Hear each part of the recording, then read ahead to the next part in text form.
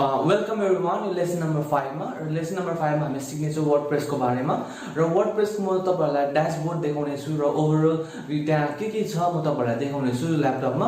So त्यो भन्दा पहिला है तपाईलाई वर्डप्रेस हामीले किन युज गरेको म तपाईहरुलाई त्यो भन्ने छु है। पहिला वेबसाइट बनाउनको लागि है ट्रेडिसनल वे के थियो भन्दाखेरि दैट मिन्स ट्रेडिसनल वे चाहिँ के थियो भन्दाखेरि चाहिँ मान्छेहरूले कोडिङ गरेर गर्थ्यो है कोडिङ गरेर गर्थ्यो लाइक फर एक्जाम्पल HTML है CSS जावास्क्रिप्ट हैन तपाईको र अर्को PHP ब्याकएन्ड उयसको लागि है ब्याकएन्ड उयसको लागि र डेटाबेस म्यानेजमेन्टको लागि यो युज गर्थ्यो है कोडिङ है। र अब अहिले हेर्नु पर्दाखेरि है अहिलेको 21st सेन्चुरीमा हामीले कोडिङहरु युज गर्नु पर्दैन है। र अहिले अब कोडिङ लाइक फर एक्जाम्पल जति पनि अब स्मल बिजनेसेसहरु छ है जसले आफ्नो वेबसाइटहरु क्रिएट गरेर आफ्नो क्लाइन्टहरुको लागि हैन या आफ्नो बिजनेसको लागि कसैले क्लाइन्टहरु मतलब आफ्नो बिजनेसको लागि वेबसाइटहरु बनाउनको लागि र हामीलाई के चाहिन्थ्यो भन्दाखेरि डेभलपर चाहिन्थ्यो डेभलपर है। तर अब डेभलपर पाउनु it's not easy first of all है र सेकेन्ड के हो भन्दाखेरि it will be very expensive र उनीहरूले ज्यादै इट विल बी भेरी महँगो हुन्छ भन्ने कुरो नि हैन र उनीहरूले ज्यादा चार्जेस लिन्छ उनीहरूले जति सर्भिस दिएको हुन्छ है। र अब यो सबै तपाईले कोडिङ्सहरु तपाईले गर्नु परेन है कोडिङहरु गर्नु परेन र सल्युसन चाहिँ के छ भन्दाखेरि हैन द सल्युसन इज है वर्डप्रेस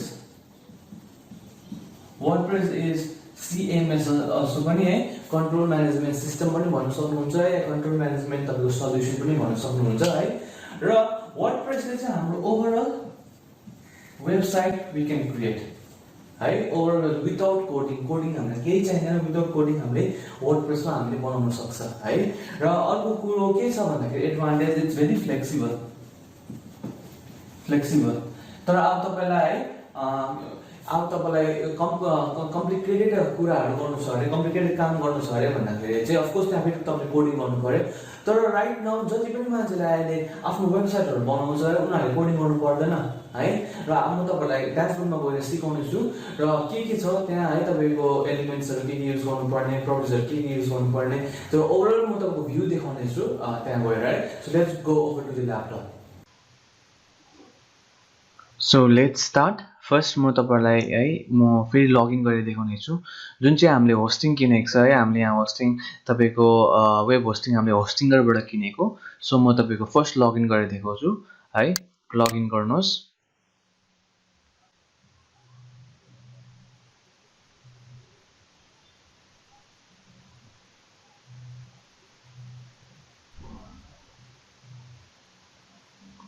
सो तपाईको यहाँ इमेल एड्रेस तपाईको पासवर्ड हाल्नुहोस् है र अथवा तपाईले सिधै यहाँ यो गुगल आइकनमा तपाईले है अलरेडी तपाईले लगइन गर्नु भएको छ भने यहाँ तपाईले क्लिक गर्दा हुन्छ।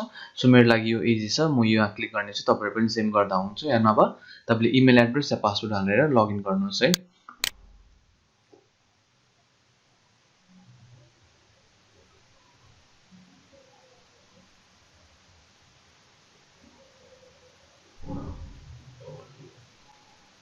सो न अब हाम्रो ड्याशबोर्ड खोलिन्छ है होस्टिङरको ड्याशबोर्ड र ड्याशबोर्डमा हाम्रो यहाँ है तपाईको डोमेन नेमहरु देखाएको हुन्छ है। सो हामीले के गर्नुपर्छ भन्दाखेरि तपाईको यहाँ तपाईको म्यानेजमा गएर हामी म्यानेजमा जानुपर्छ र हामीले र यो तपाईको ड्याशबोर्ड खोलेको छ है र ड्याशबोर्ड खोलेर तपाई यहाँ होस्टिङमा जानुहोस्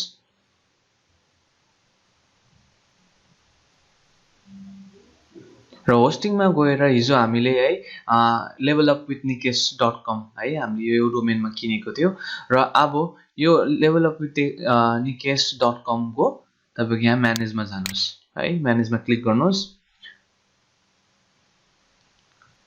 र अब यो ड्याशबोर्ड खोलिन्छ र अब यसमा चाहिँ तपाईले के गर्नु पर्यो भन्दाखेरि है तपाई स्क्रोल गर्नुहोस् र अटो रेस्पोन्डर भन्ने हुन्छ है त्यो अटो इन्स्टलर है।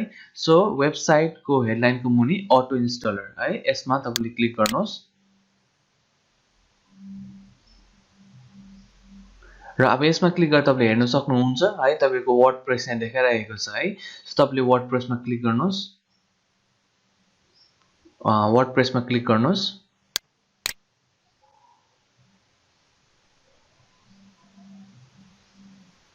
सो अब तपाईँले यहाँ है तपाईँको यहाँ डोमेन है तपाईँको levelupwithnickes.com छ है। तपाईँको यहाँ तपाईँले केही लेख्नु पर्दैन, वर्डप्रेस नै छोडिदिनुहोस् है। तपाईँको यहाँ म अहिले तपाईँलाई भन्छु यहाँ के हो भनेर है।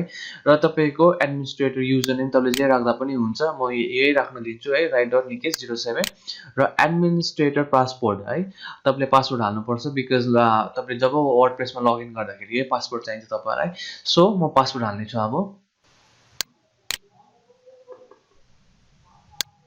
अब तपाईँको यहाँ है एडमिनिस्ट्रेटर इमेल, तपाईँको इमेल जुन चाहिँ तपाईँले अहिले चलाइरहनु भएको छ इमेल है, तपाईँले त्यो इमेल हाल्नुहोस्। र तपाईँको वेबसाइट टाइटल तपाईँले जे पनि हाल्नु भयो। सो मेरो वेबसाइट टाइटल तपाईँको मेरो अब डोमेनकै हिसाबले राख्छु, लेभल अप विथ निकेस छ, म लेभल अप राख्नेछु। सो अब भर्जन यहाँ तपाईँको है इट्स लेटेस्ट भर्जन छ मेरोमा, तपाईँले यहाँ चेन्ज गर्दा पनि हुन्छ, ओल्ड भर्जन पनि युज गर्दा हुन्छ। सो ल्याङ्ग्वेज इङ्ग्लिस मेरो लागि है। र अब यहाँ देखाइरहेको छ required space 55 MB PHP version है, तपाईँको मिनिमम माई स्कुल भर्जन 5 है। सो अब तपाईँले के गर्नु पर्यो, इन्स्टलमा क्लिक गर्नुहोस्।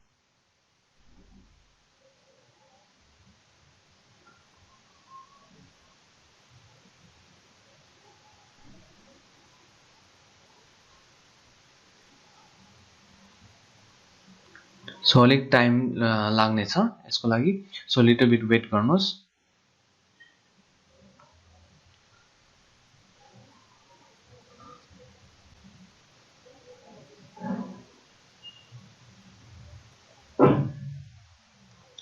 सो तपाईँको इन्स्टल भइसकेको छ।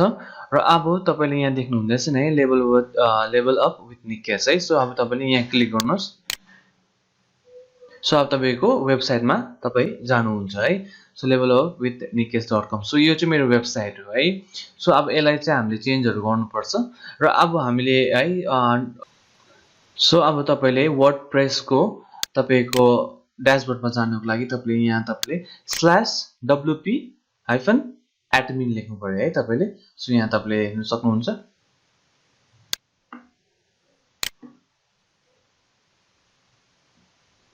सो तपाईँले यहाँ हेर्न सक्नुहुन्छ। सो म एन्टर गर्नेछु।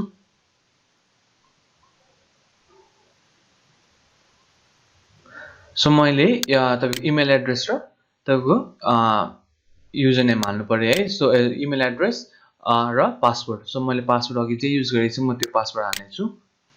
लगइन गर्नुपर्छ। सो मैले पासवर्ड हालेँ।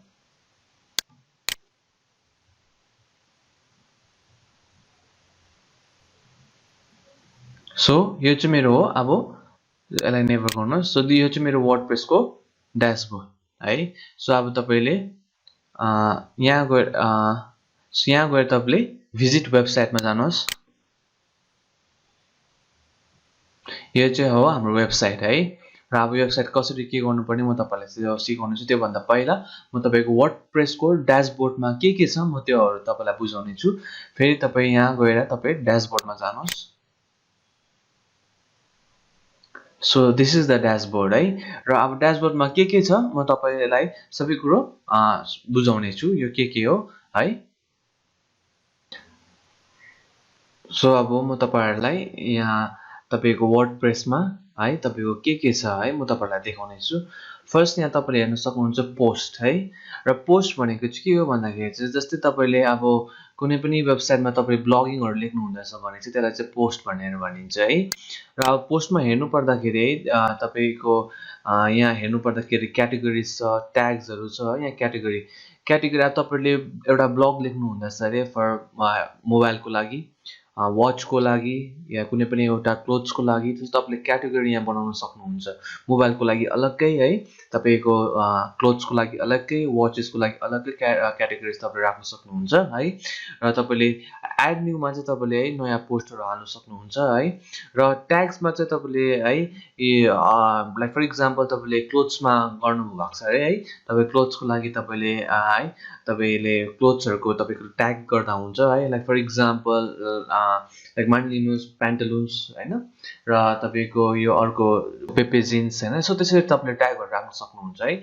र अर्को छ मिडियामा चाहिँ के हुन्छ भन्दाखेरि चाहिँ तपाईँको यहाँ जति नै तपाईँले अब यहाँ पिक्चर्स भिडियोजहरू तपाईँले वेबसाइटमा हाल्नुहुन्छ है। सो तपाईँ सबैको तपाईँको त्यो कुरोहरू चाहिँ तपाईँले मिडियामा पाउनुहुन्छ है। र अर्को छ पेजेस है। र पेजेसमा चाहिँ के हो भन्दाखेरि चाहिँ तपाईँको जुनै पनि वेबसाइट खोल्नुहोस् है, मेन कुरो पेजेस त के हुन्छ भन्दाखेरि first of all home page हुन्छ है, सेकेन्ड के हुन्छ अबाउट अस पेज, र अर्को चाहिँ कन्ट्याक्ट अस पेज हुन्छ है। सो यो तीनटा पेज चाहिँ तपाईँको जुनै पनि वेबसाइटमा हुन्छै हुन्छ। र तपाईँको यहाँ हेर्नु पर्दाखेरि प्राइभेसी पोलिसी म्यान्डेटरी हो, सो अलरेडी यहाँ तपाईँको दिइसकेको छ है, हाम्रो यो डिफल्ट हुन्छ, तर यहाँ गएर सेटिङ्सहरू मिलाउनु पर्ने हुन्छ। र अर्को छ तपाईँले कमेन्ट्स। सो तपाईँको ब्लगमा है जति पनि कमेन्ट्सहरू आएको छ, सो तपाईँले यहाँ कमेन्ट्स लेख्न सक्नुहुन्छ है, र तपाईँले यहाँ कमेन्ट्सलाई तपाईँले रिप्लाई पनि गर्न सक्नुहुन्छ है। र तपाईँको अर्को छ अपियरेन्स है। अपियरेन्समा के छ भन्दाखेरि फर्स्ट अफ अल थिम है, र यहाँ चाहिँ के हुन्छ भन्दाखेरि तपाईँले थिमहरू सिलेक्ट गर्न सक्छ है। र थिम चाहिँ भेरी इम्पोर्टेन्ट हो जुनै पनि वेबसाइटको लागि। सो ओभरहेड तपाईँले है थिम्सहरू तपाईँले सिलेक्ट गर्नुपर्छ, तपाईँलाई कुन चाहिँ थिम राम्रो लाग्छ त्यही थिम अनुसार तपाईँको वेबसाइट पनि बनिन्छ है। र कस्टमाइज भनेको तपाईँले है तपाईँले you can customize the website over there, तपाईँले जे गर्नु भएको छ है। र सो विजेट भनेको चाहिँ लाइक तपाईँहरूले मोस्ट अफ द वेबसाइटमा देख्न सक्नुहुन्छ, फुटर एरियामा ब्ल्याक कलर ब्याकग्राउन्डमा हुन्छ, तपाईँले त्यहाँ अबाउट मी है त्यहाँ देख्न सक्नुहुन्छ, त्यसलाई चाहिँ विजेट भनेर भनिन्छ। र मेन्यु भनेको चाहिँ के हो भन्दाखेरि म तपाईँहरूलाई इक्जाम्पल देखाउने छु। लाइक फर इक्जाम्पल यहाँ इन्फोसिसमा तपाईँले career, investor, navigate your next है, यिनीहरूलाई चाहिँ मेन्यु भनेर भनिन्छ है। सो तपाईँले यहाँ मेन्युहरू गर्नु सक्नुहुन्छ। र अर्को तपाईँको background, you can change the background है। र थिम एडिटर, यहाँबाट चाहिँ तपाईँले आफ्नै कोडहरू पनि हालेर तपाईँले थिमलाई चाहिँ तपाईँले चेन्जेस गर्न सक्नुहुन्छ है। र अर्को तपाईँको प्लगइन चाहिँ एकदम भेरी इम्पोर्टेन्ट हो यो तपाईँको वर्डप्रेसमा है।